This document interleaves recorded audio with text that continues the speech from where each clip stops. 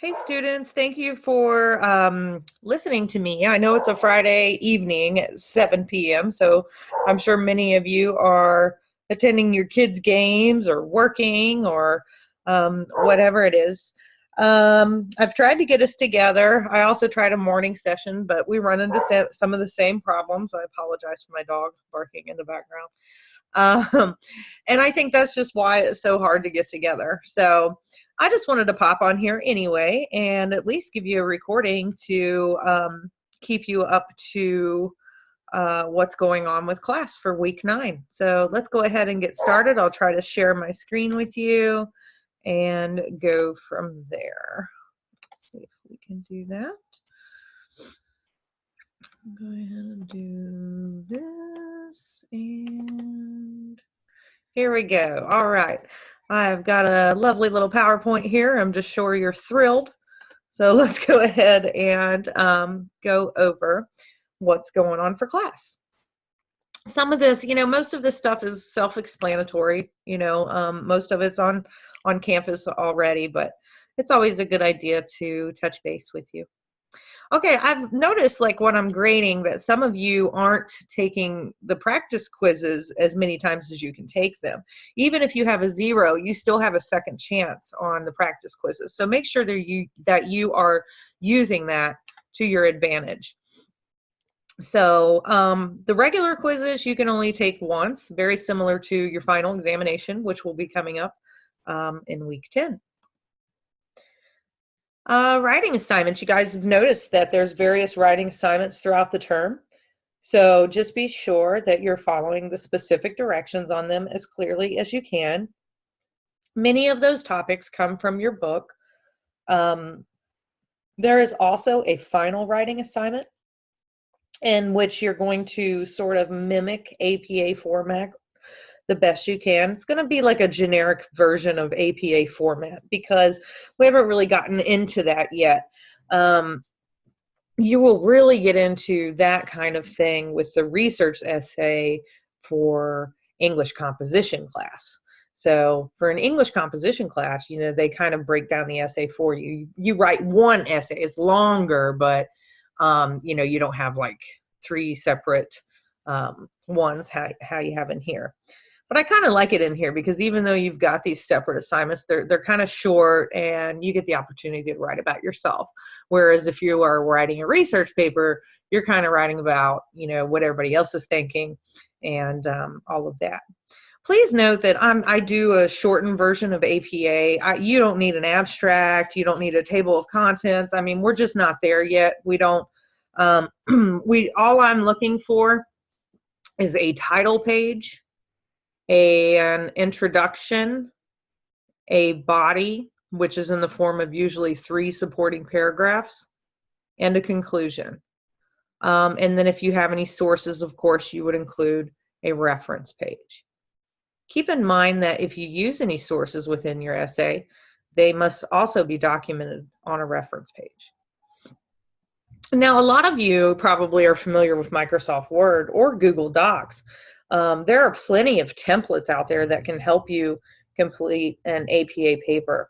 For example, if you go to Microsoft Word, you would just go to File, New, and go to APA, and you basically go and you fill in the blanks from there. It's really a nice tool to use for the APA essay.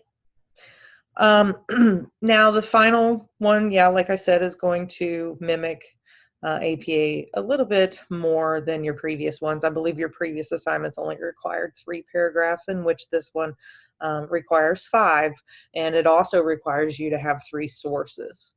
And when I say sources, I'm going to mean the sources that you are going to find on academic databases. ANU libraries, where you're going to do most of your research for this class and probably your other classes as well. So some of the requirements for the final essay, of course, correct grammar and spelling. Your paper has to have an introduction, 3 supporting paragraphs, and a concluding paragraph.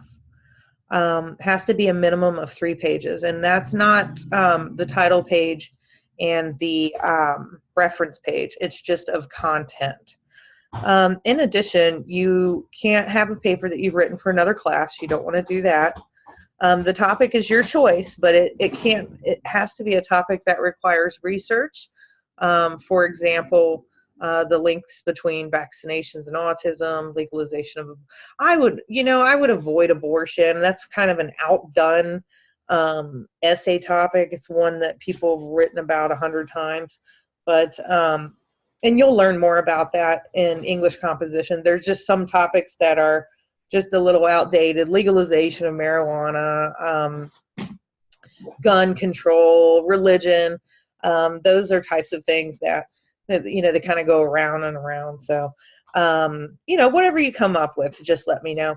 So it's a research paper that you're going to be doing for your final essay, and that's going to require you to go to the library and plug in some research on some databases. So you want a topic that's researchable. I'm not going to put you through this. I was going to make you watch a short video on APA formatting and references and in-text citations.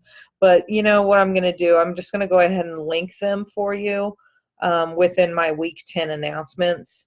And that way you can just watch them at your leisure, and I don't have to make you watch them throughout this recording. Okay, let's talk the library, because many of you are probably like, well, what is a reference? How do I do that? I would suggest going to library.an.edu. It is a wonderful place. It has a writing center. It has a complete APA style guide.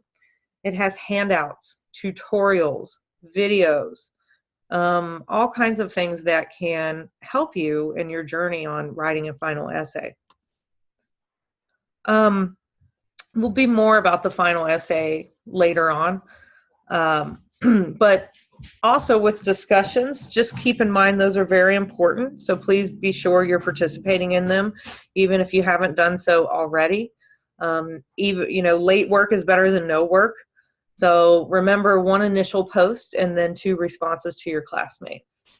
The final exam that's coming up next week, it is long. I believe it's like 114 questions, but it's kind of like all of your quizzes mashed up into one. It covers a lot about grammar, and it's very similar to the quizzes that you've had in the past on campus.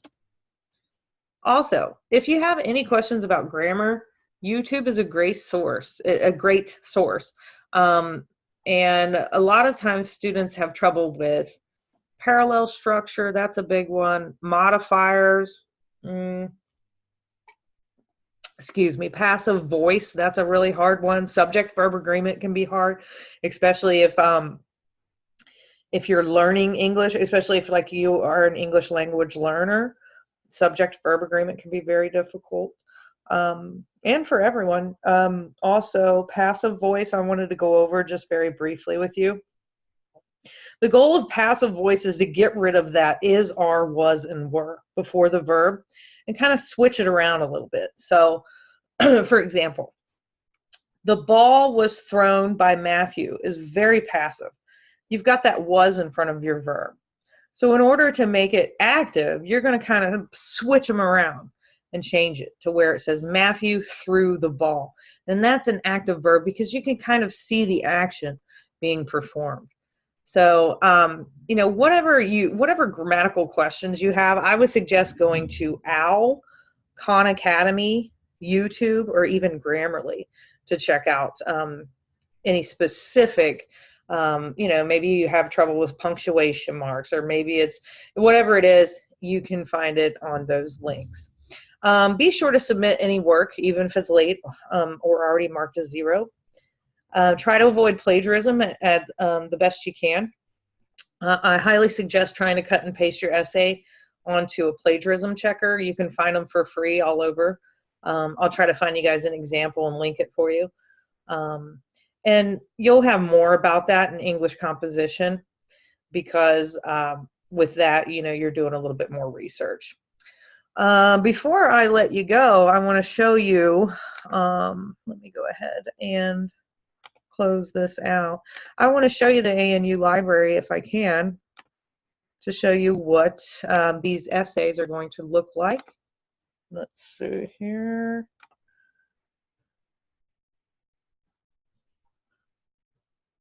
Doesn't look like it's pulling up my Google. Sorry about my camera in your face.